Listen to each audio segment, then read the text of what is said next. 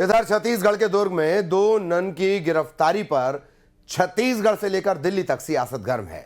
दिल्ली में आज लेफ्ट सांसदों ने मुद्दे को लेकर गृह मंत्री अमित शाह से मुलाकात की। इधर प्रियंका गांधी ने संसद भवन परिसर में प्रदर्शन किया। रिपोर्ट देखिए।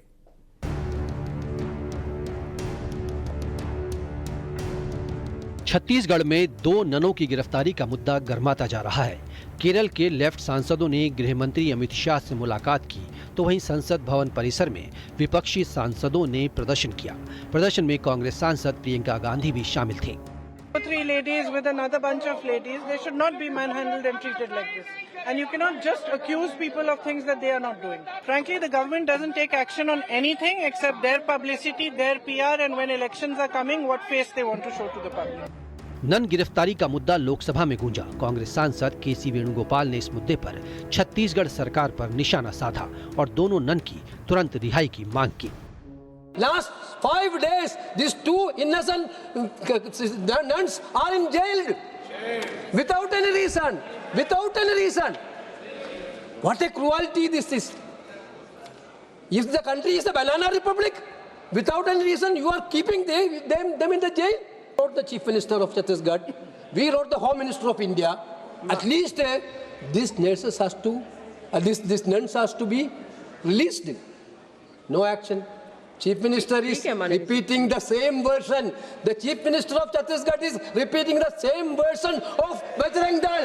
The government has to intervene. We need a clear-cut answer. Government have to intervene and they have to release immediately. Durg jail में बंद ननों से मुलाकात का सिलसिला भी जारी है।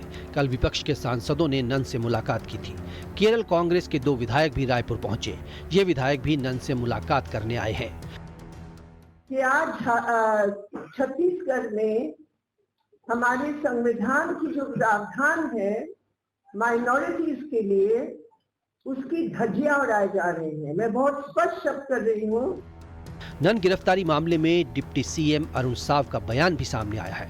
उन्होंने कहा कि ये मामला बेहद संवेदनशील है, इसमें किसी को राजनीति नहीं करनी चाहिए।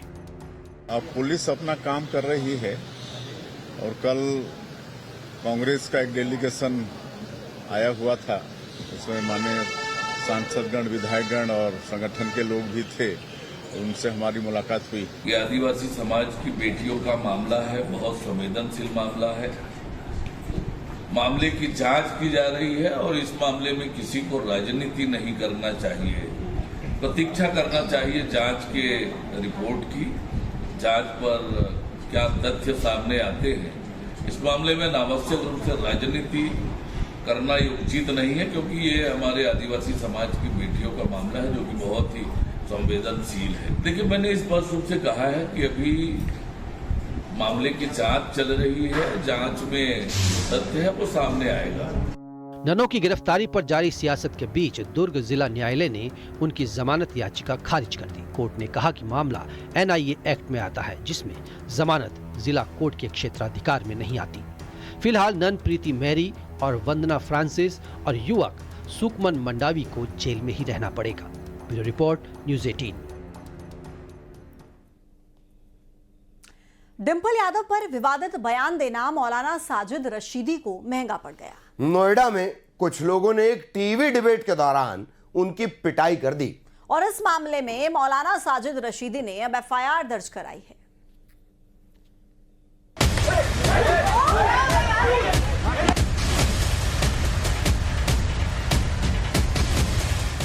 मौलाना साजिद रशीदी की पिटाई का ये वीडियो वायरल है। समाजवादी पार्टी के सांसद डिंपल यादव के खिलाफ आपत्तिजनक बयान से गुस्साए समर्थकों ने उनकी पिटाई कर दी।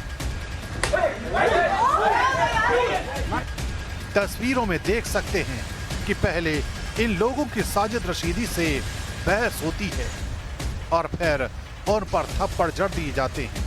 अब मौलाना साजिद रशीदी की तरफ से नोएडा के सेक्टर 126 में FIR दर्ज कराई गई है।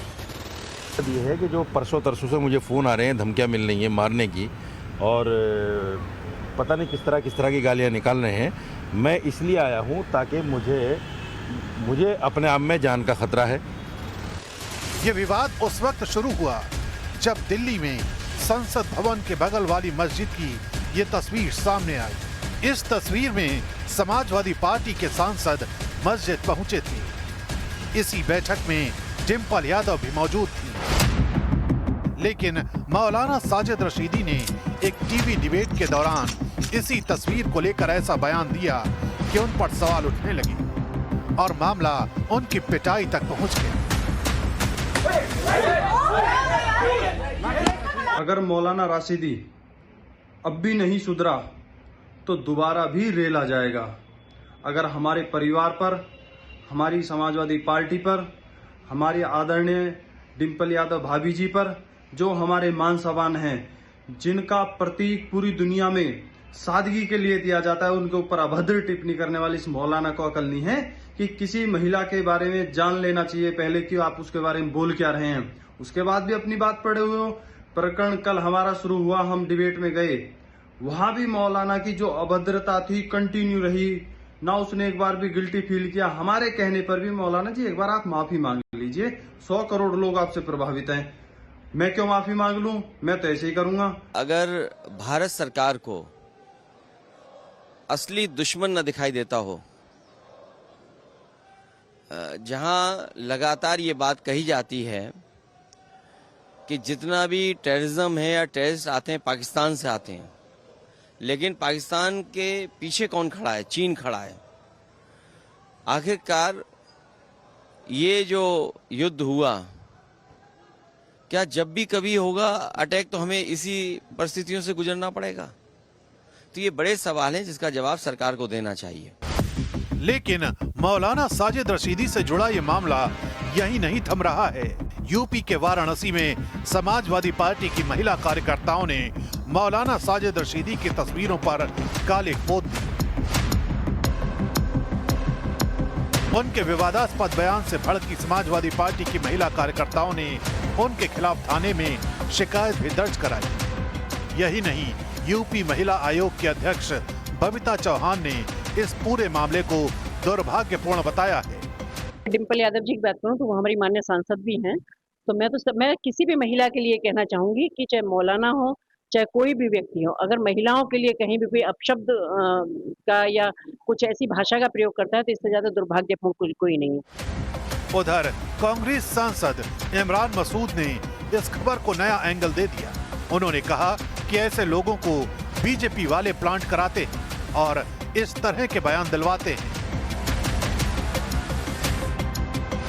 कोई विवाद नहीं है, बीजेपी वाले अपने लोगों को प्लांट कराते हैं, अपने लोगों से बुलवाते हैं, इसके अलावा कुछ नहीं।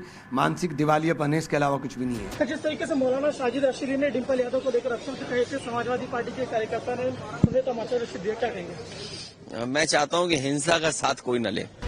इस घटना के बाद सोशल मीडिया पर भी बहस तेज हो गई है। कुछ लोग मौलाना की गिरफ्तारी की मांग कर रहे हैं तो कुछ पिटाई को गलत ठहरा रहे हैं। फिलहाल ये मामला यहीं थमता नहीं दिख रहा है।